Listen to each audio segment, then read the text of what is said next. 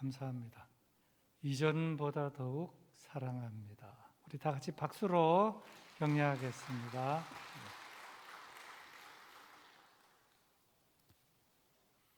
오늘 말씀은 한 폭의 아름다운 그림입니다. 너무나 좋습니다. 그동안 참 많이 힘들었지만 오늘은 참 한 폭의 아름다운 그림입니다.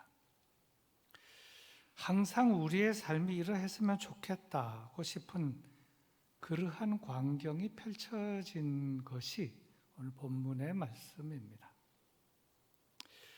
지금 에서와 야곱은 극적인 재회를 하고 있습니다. 아주 극적인 재회를 하고 있습니다. 왜냐하면 사실 그들은 형제이지만 서로 틀어지고 서로 미워하게 되어서 동생은 북쪽에서 형은 남쪽에서 수십 년 지내다가 이제 만나게 된 것입니다. 성경 안에만 있는 것이 아니라 현실에도 그런 사람들이 꽤 있습니다. 형제지간에 말입니다. 그러다 보니 비록 그들은 형제일지라도 동생은 형이 혹시나 자기를 죽이지는 않을까 걱정하면서 만나게 되었는데, 그래서 야복강가에서 간절히 기도하고 다 내려놓고 만났기에 하나님께서는 아주 멋진 만남을, 아주 멋진 재회의 은총을 저들에게 주셨습니다. 이런 그 전체적인 구도를 생각하면서 은혜를 나누어 보도록 하겠습니다. 먼저 본문 1절 상반절입니다. 야곱이 눈을 들어보니 에서가 400명의 장정을 거느리고 오고 있는지라. 지난 주일까지 저희는 야곱의 금이 환향에 대해서 살펴보았습니다. 그런데 이제 금이 환향을 하고 있는 중에 형 에서가 400명의 장정을 거느리고 오는 상황과 마주쳤습니다. 400명의 장정, 작은 숫자가 아닙니다. 400명, 꽤 많은 숫자죠. 긴장했을 것입니다. 하지만 전날 밤새도록 기도하여 하나님께 응답을 받았기 때문에 떨지는 않았지만 저는 이렇게 생각합니다. 야곱이 어디 가나? 야곱이 완전히 100% 이렇게 새 사람 된 건 아니고 기도는 열심히 하고 하나님으로부터 응답은 받았지만 야곱은 야곱이었고, 말하자면 야곱은 야곱다웠고, 좀 더 말하면 꾀돌이 야곱다웠다 하는 겁니다. 밤새 기도하고 하나님으로부터 새 이름도 받긴 했지만 꾀돌이답게 대책을 세운 그 내용이 그 다음에 나오는데 1절 하반절과 2절의 말씀입니다. 그의 자식들을 나누어 레아와 라헬과 두 여종에게 맡기고 여종들과 그들의 자식들은 앞에 두고 레아와 그의 자식들은 다음에 두고 라헬과 요셉은 뒤에 두고. 야곱은 역시 야곱이었습니다. 순서를 보면 그렇습니다. 배치도를 딱 보면 알아요. 그림이 누구를 좋아하고 누구를 더 좋아하고 누구는 덜 좋아하고 순서가 그렇다는 겁니다. 여종들의 자식은 선두에, 여종들과 여종들의 자식은 선두에, 레아와 자식들은 그 뒤에, 그리고 맨 마지막에는 라헬, 요셉, 배치도가 이렇게 생겼다 하는 것입니다. 그리고 본문 3절입니다. 3절. 자기는 그들 앞에서 나아가되 몸을 7번 땅에 굽히며 그의 형 에서에게 가까이 가니 몸을 7번 땅에 굽히며 형 에사에게 가까이 갔다. 뭐 허리가 아픈가? 그런 게 아니고 특별한 의미가 있습니다. 고고학자들의 이론에 의하면 그 시대에 것으로 발굴된 서판 기록에 보면 야곱과 에서가 만나던 당시에 법률이 있는데 평민이 일반 백성이 왕을 만나러 왕 앞에 나아갈 때 어떤 예를 갖추고 왕 앞에 나아가야 되느냐, 왕 앞에서 왕을 만날 때 인사예법, 정중히 7번 절하고 왕을 만나라. 이해가 되십니까? 뭐 왕 앞에 가서 뭐 안녕, 뭐 하이 이래 갖고 안 된다는 거예요. 요즘 MZ 세대 같은 경우는 그렇게 하는지 모르겠죠. 뭐 옷도 뭐 이래 가지고 뭐 이러고 뭐 젊은 세대니까 그래 갖고는 안 된다는 거죠. 왕 앞에 7번 완전히 정중히 절하고 그 다음에 이제 왕 앞에 서서 왕을 아련해야 된다. 이 기록에, 그 당시 서판 기록에 그런 것이 있는데, 말하자면 지금 동생 야곱은 형 에서를 어떻게 예우하고 있느냐, 그 시대의 왕처럼, 왕은 아니지만 왕으로 예우하고 있다 하는 겁니다. 그런데 놀라운 일이 일어났습니다.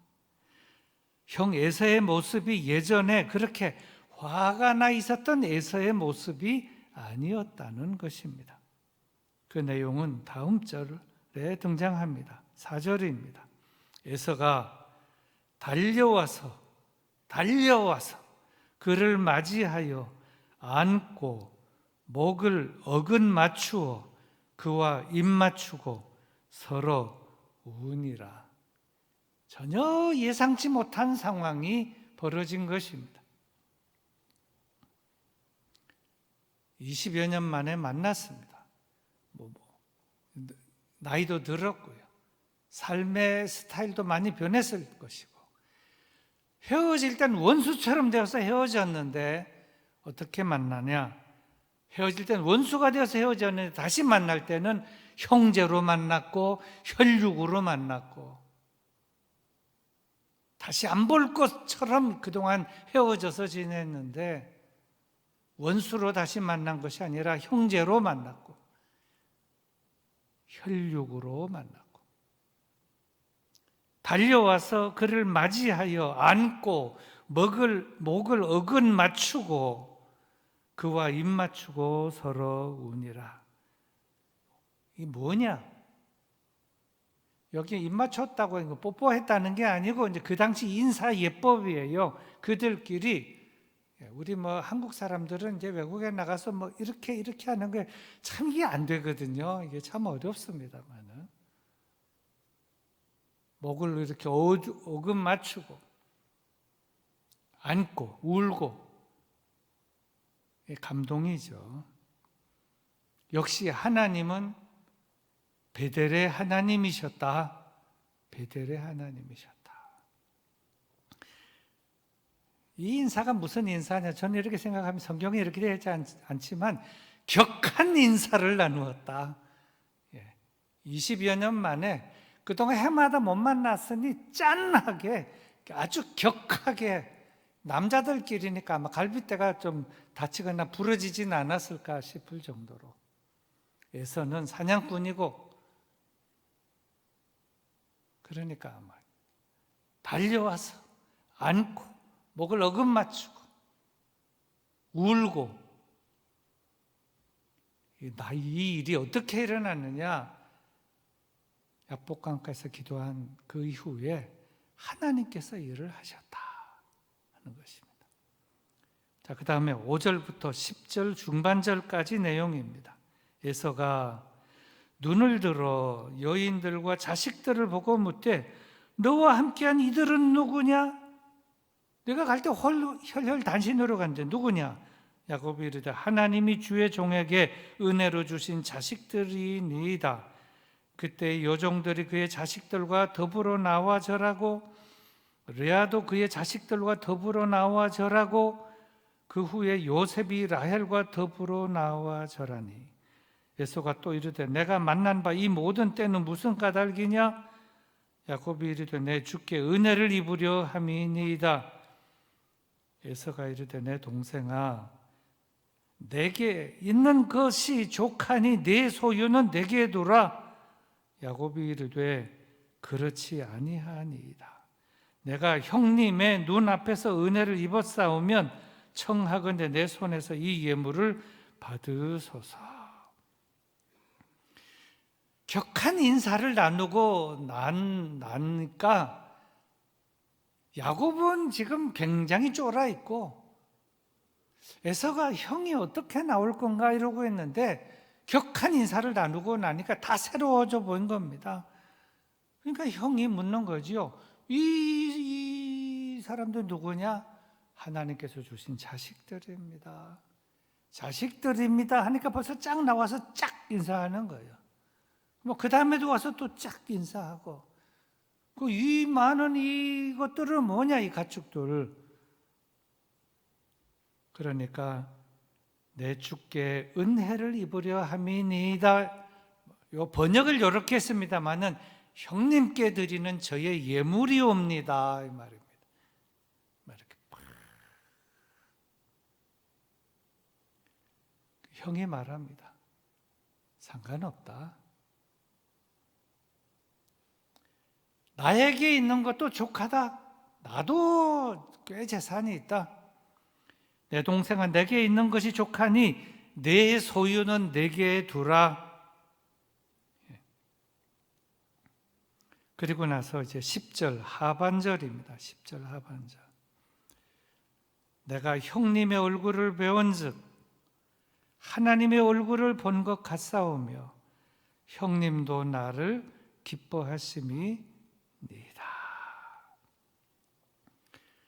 하여튼 이 구절이 제일 마음에 이렇게 들어옵니다.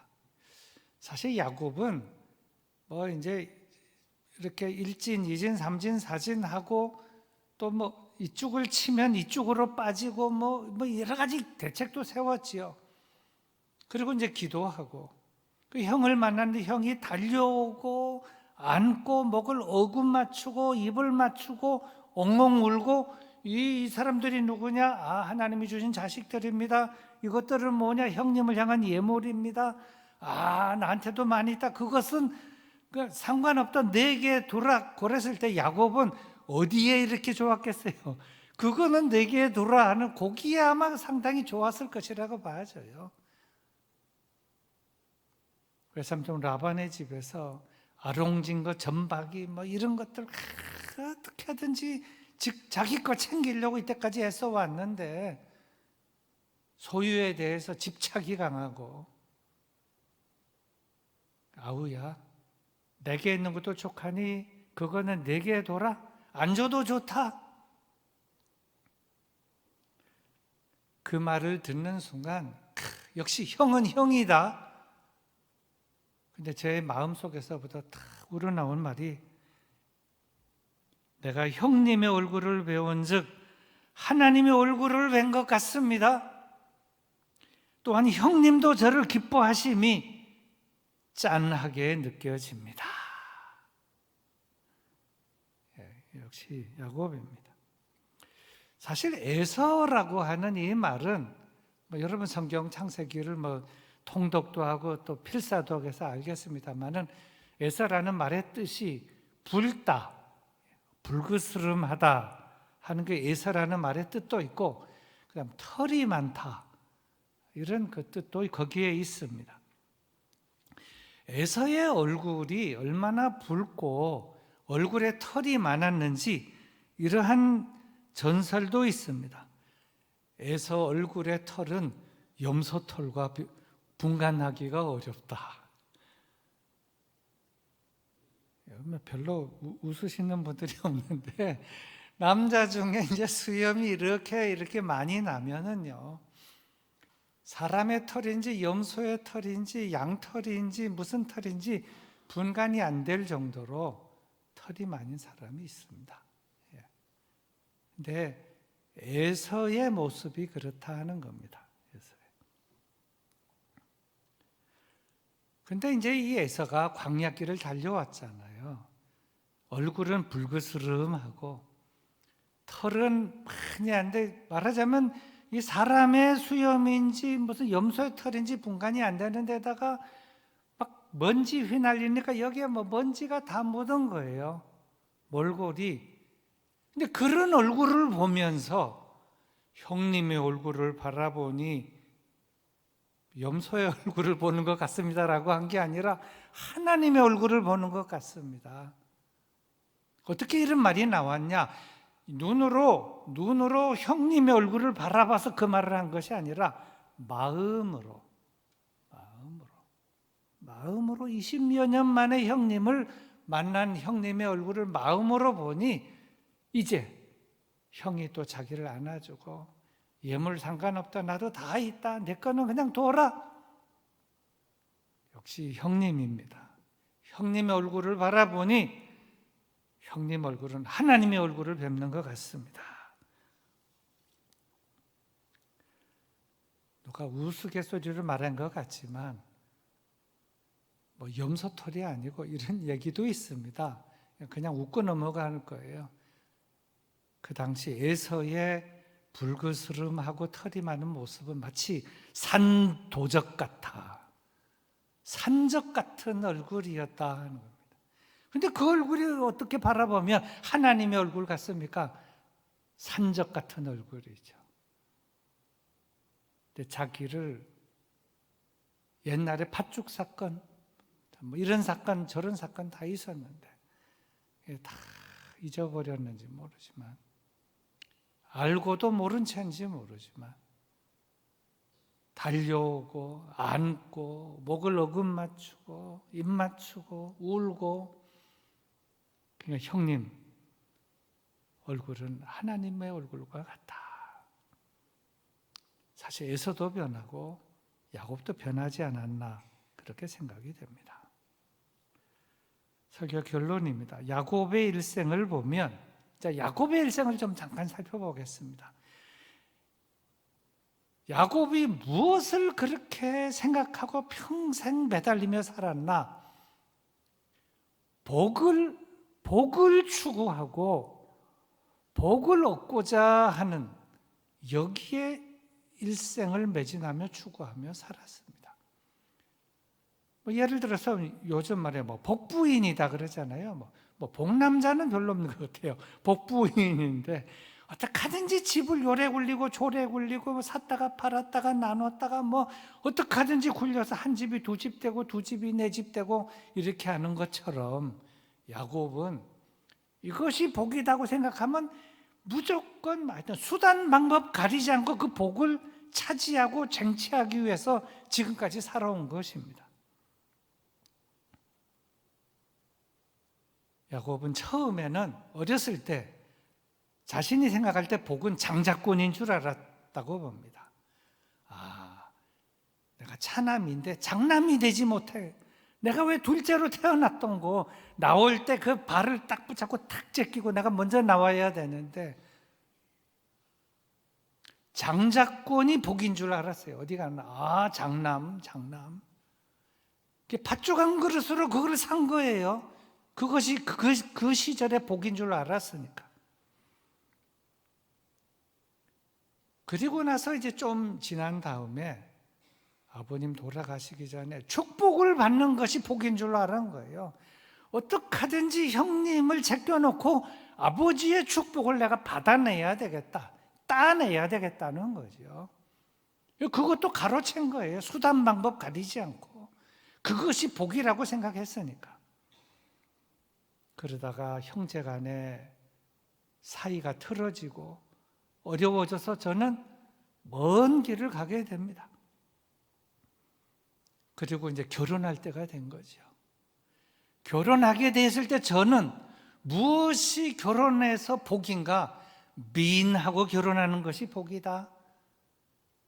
잘생기고 늘씬하고, 그래서 라헬과 결혼하기 위해서 목숨을 걸은 겁니다.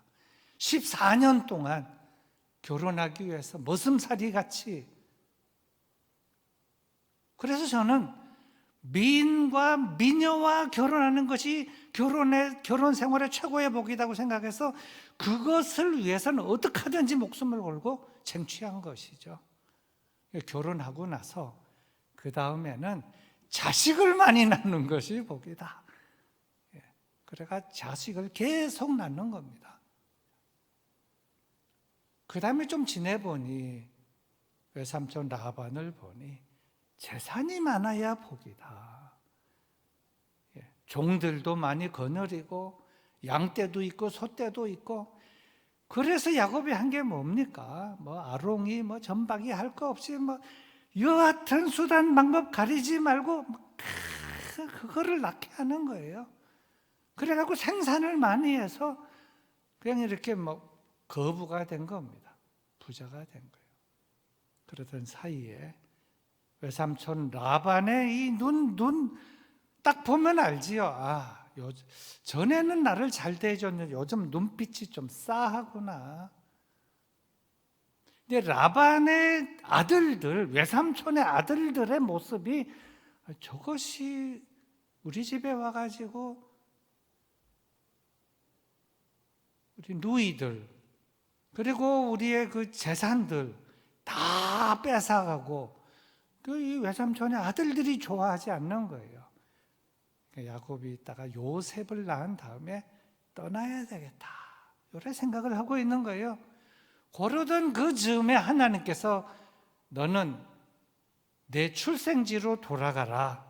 그것이 베델입니다. 출생지는 거듭난 지역, 광야에서 하나님께 기도하고 서원했던 그리로 돌아가라 해서 이제 돌아가게 된 것입니다.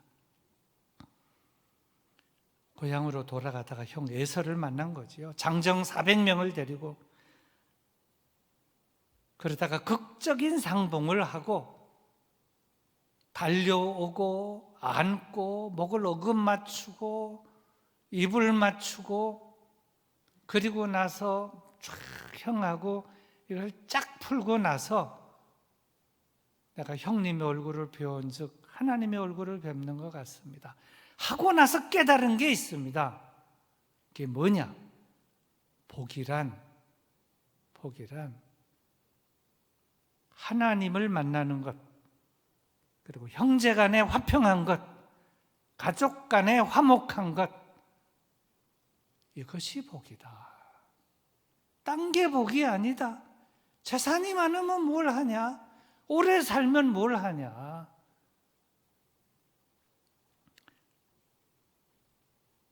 형제가 다투고 싸우고 말도 안 하고 원수로 지내다가 수십 년 만에 만나서 기도하고 만나서 달려오고 안고 목을 어금 맞추고 입 맞추고 울고 하고 나서 깨달은 것이 이것이 복이로구나. 이것이 복이로구나. 나는 이제 죽어도 여한이 없다. 그러지 않았겠냐 것이죠. 하나님의 얼굴을 뵙는 것. 저는 이미 베델에서 하나님의 얼굴을 뵀습니다.